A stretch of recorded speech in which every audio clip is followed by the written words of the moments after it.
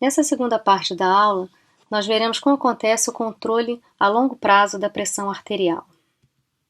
Nós acabamos de ver, então, que o sistema nervoso autônomo é responsável pelo controle rápido, atuando sobre o coração e vasos, alterando força e frequência de contração, assim como resistência periférica e capacitância das veias. Já o controle a longo prazo vai ser basicamente um controle de volume realizado pelos rins. Isso vai ser feito pelo sistema rim-líquidos corporais, otimizado pelo sistema renina-angiotensina. Enquanto que esses mecanismos reflexos responsáveis pelo controle rápido, eles têm uma ação muito rápida iniciada em segundos, eles também perdem eficiência muito rapidamente. Eles sofrem adaptação. Então eles conseguem regular a pressão até quase um valor normal, mas eles não conseguem responder a um aumento mantido de pressão arterial. Já o mecanismo de controle a longo prazo, ele tem uma ativação mais tardia, mas ele tem uma eficácia que aumenta gradualmente. Não sofre adaptação e é capaz de controlar essa pressão arterial de forma crônica. Esse controle de volume é feito inicialmente pelo sistema rim-líquidos corporais, um sistema onde um excesso de líquido extracelular leva ao aumento da volemia com aumento da pressão arterial. Isso é percebido pelos rins, levando ao aumento da excreção de líquido, o que reduz a volemia e reduz a pressão arterial. Esse é um sistema muito primitivo e muito conservado. Então nós temos aqui uma curva de função renal que mostra a variação do débito ou volume urinário em relação à pressão arterial. E nós podemos ver que, à medida que a pressão arterial aumenta, há um aumento do débito urinário, o que nós chamamos de diurese de pressão. Esse aumento de débito urinário é devido não só à eliminação de água, mas também à eliminação de sal. Então, por isso ele é chamado de diurese e natriurese de pressão. Perceba que esse sistema não sofre saturação. Quanto maior a pressão arterial, maior a eliminação de volume pelo rim. Logo, valores de pressão arterial acima do normal provocam aumento da excreção urinária, enquanto que valores de pressão arterial abaixo do normal provocam queda da excreção. Como estamos tratando de regulação de volume, vale a pena relembrar que a água total do corpo corresponde a 60% do peso corpóreo e ela está dividida em dois compartimentos, intra e extracelular, que estão em equilíbrio osmótico. Devido à sua grande abundância, o sódio é o principal determinante da osmolaridade do líquido extracelular. O líquido extracelular ainda pode ser dividido entre líquido plasmático e fluido intersticial, que estão separados apenas pela parede capilar. A quantidade de volume plasmática é que determina a pressão arterial.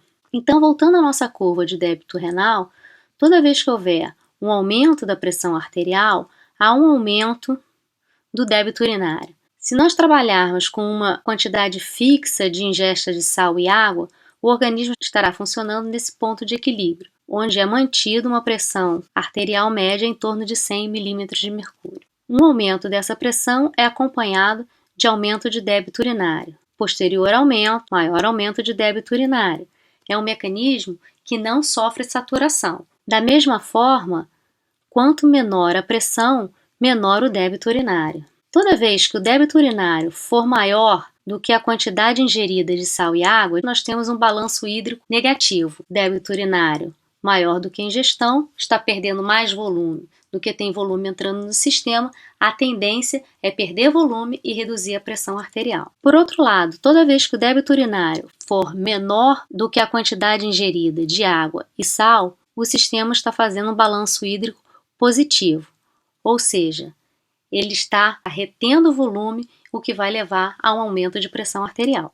O conceito de balanço hídrico é muito útil porque ele informa a tendência do indivíduo em reter volume, consequentemente aumentar a pressão arterial, quanto a tendência de perder volume e, consequentemente, reduzir a pressão arterial. É um parâmetro que é sempre acompanhado principalmente em pacientes em estado crítico. Em presença de uma disfunção renal, essa curva é deslocada para a direita, mostrando que, na presença da mesma ingestão de volume, sal e água, a pressão estará equilibrada num nível mais alto. Isso, por exemplo, é uma causa de hipertensão por disfunção renal. Já quando ocorre um aumento crônico da ingestão de sal e água, o sistema também vai se equilibrar num ponto mais alto, numa pressão arterial mais alta, mesmo com a função renal normal. Aqui nós teremos uma hipertensão por sobrecarga de volume. Nós já vimos que a pressão arterial é determinada pelo débito cardíaco e pela resistência vascular periférica. Então, qualquer fator que leve a uma alteração de resistência periférica vai, consequentemente, levar a uma alteração de débito cardíaco de forma a que mantenha essa pressão arterial constante. Então, nós temos exemplos de várias patologias que cursam com aumento de resistência periférica ou com redução de resistência vascular periférica e que, no entanto, mantém uma pressão arterial estável, porque toda vez que ocorre um aumento de resistência periférica é acompanhado de uma redução de débito cardíaco, enquanto que uma redução de resistência periférica é acompanhada de aumento de débito, de forma que a pressão arterial seja mantida estável. Então, nós já vimos que um aumento de volume de líquido extracelular, ele está levando a um aumento de volume sanguíneo, que vai levar a um aumento da pressão média de enchimento circulatório. Isso leva a um aumento de retorno venoso para o coração. Por mecanismo de Frank-Starling, provoca um aumento de débito cardíaco que diretamente afeta a pressão arterial média. Um aumento de débito cardíaco também vai provocar um efeito local nos capilares, aquele efeito miogênico de autorregulação de fluxo local, aumentando a resistência periférica, o que também aumenta a pressão arterial. Então, todo aumento de líquido, aumento de volume de líquido extracelular, leva a um aumento de pressão arterial. Quando falamos de aumento de volume do líquido extracelular, levando a aumento de pressão arterial, estamos falando também de sobrecarga de sódio, já que o sódio sempre vai carregar água, mantendo a osmolaridade plasmática. E o aumento da ingestão de sal tem maior probabilidade de aumentar a pressão arterial do que o aumento da ingestão de líquido, de água comum, como nós podemos ver nesse experimento aqui realizado em cães, onde o rim direito foi removido e quase 50% da massa do rim esquerdo também. Então, mesmo com uma redução importante de massa renal, esse animal consegue manter a pressão arterial média em níveis próximos do normal. Quando ele é submetido a uma sobrecarga de sódio, no entanto, essa pressão sofre um aumento bastante acentuado. Já quando esse animal é submetido a uma sobrecarga de água comum, ele consegue excretar isso com grande facilidade, mantendo a pressão em nível normal. Isso acontece porque o acúmulo de sódio leva a um aumento de osmolaridade plasmática que vai ativar mecanismos da sede e aumento da liberação de ADH, levando ao acúmulo de volume. E lembrando que o rim, que é o grande controlador de volume, ele está naturalmente programado para reter sal, numa tentativa de manter a osmolaridade plasmática. E nós podemos observar que a mudança de dieta ao longo do tempo causa uma inadaptação a essa característica renal, já que a dieta de período, por exemplo, paleolítico, ela era muito pobre em sal e rica em potássio, justificando essa função renal de sempre poupar muito sódio. Enquanto que a dieta atual é caracterizada por uma grande concentração de sódio e baixa concentração de potássio. O rim não está preparado para isso. E esse controle do nível plasmático de sódio é extremamente importante para manter a osmolaridade plasmática. Alterações na osmolaridade são o principal estímulo para a secreção de hormônio antidiurético, um hormônio que é produzido no hipotálamo e secretado pela neurohipófise. Outros estímulos também levam à liberação de hormônio antidiurético, como volume e pressão sanguíneas, angiotensina 2 e peptídeo atrial natriurético. Então, é um mecanismo de controle de osmolaridade e volume que está intimamente ligado também ao controle da pressão arterial. Um aumento da osmolaridade plasmática é acompanhado de grande aumento da liberação de hormônio antidiurético. Da mesma forma, redução de pressão sanguínea também é um estímulo para a produção de hormônio antidiurético. Esses efeitos são sinérgicos. Se nós tivermos aqui a variação de osmolaridade plasmática contra a produção de ADH, Então, o aumento de osmolaridade plasmática com nível normal de pressão arterial é um estímulo já intenso para a liberação de ADH. Mas se junto com esse aumento de osmolaridade houver também uma redução de pressão arterial, essa estimulação é muito mais intensa. Enquanto que na presença da mesma osmolaridade plasmática, agora com aumento de volume de pressão arterial, atenua o efeito sobre a liberação de ATH. Então, o principal determinante é a osmolaridade, mas ele também é modulado com a variação de pressão arterial. Esse, então, é um mecanismo de controle de volume que se soma ao mecanismo rim líquidos corporais.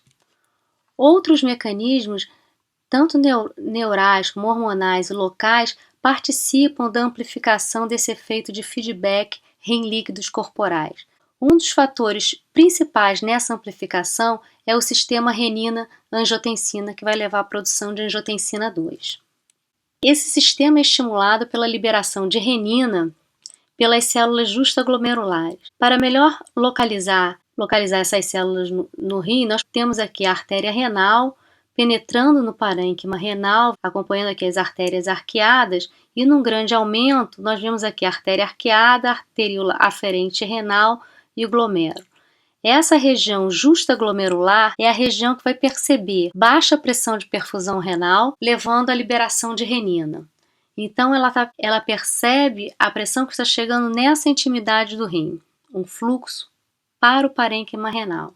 Uma vez estimulada a liberação de renina, a renina é uma enzima, ela vai quebrar o angiotensinogênio produzido no fígado, gerando angiotensina 1, que tem uma atividade vasoativa, mas muito discreta. Essa angiotensina 1 vai ser então convertida em angiotensina 2 pela ação da enzima conversora de angiotensina, principalmente no pulmão, e a angiotensina 2 então vai ter um efeito de potente vasoconstritor, elevando a pressão arterial. Além disso, a angiotensina 2 também age diretamente sobre o rim, aumentando a reabsorção tubular de sódio e água. E também estimulando a secreção de aldosterona, que também aumenta a reabsorção de sódio e água. Paralelamente, a angiotensina também age ao nível central, aumentando a produção de ADH, aumentando a retenção de sódio e água. Essa produção de renina pelas células justaglomerulares vai ser estimulada por 3 fatores. A redução de pressão local, como nós já vimos, é uma região que é de baroreceptor, ela está percebendo estiramento, e também vai ser estimulada pela depleção de sódio filtrado e por estimulação simpática. Aqui nós já estamos vendo um estímulo simpático, que é um estímulo de resposta rápida de controle de pressão arterial, também interferindo com o principal agente do controle a longo prazo. Então, a ativação desse sistema leva à produção de angiotensina 2, que vai provocar potente vasoconstrição, liberação de aldosterona, que aumenta a reabsorção de sódio e água, e também ação direta da angiotensina 2. Veja que a ação da angiotensina 2 e da aldosterona ocorre em regiões diferentes do nervo, amplificando o efeito de reabsorção de sódio e água para aumentar a pressão arterial, mais o efeito de estimulação da produção de ADH.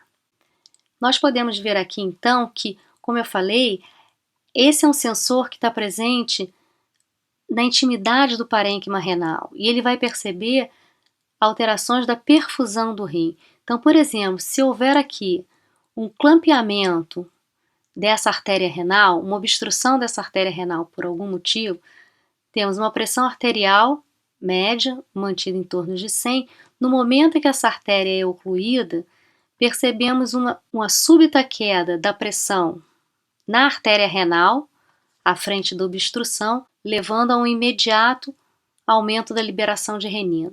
Esse aumento da liberação de renina vai ativar o sistema renina-angiotensina, provocando grande vasoconstrição, o que provoca aumento da pressão arterial.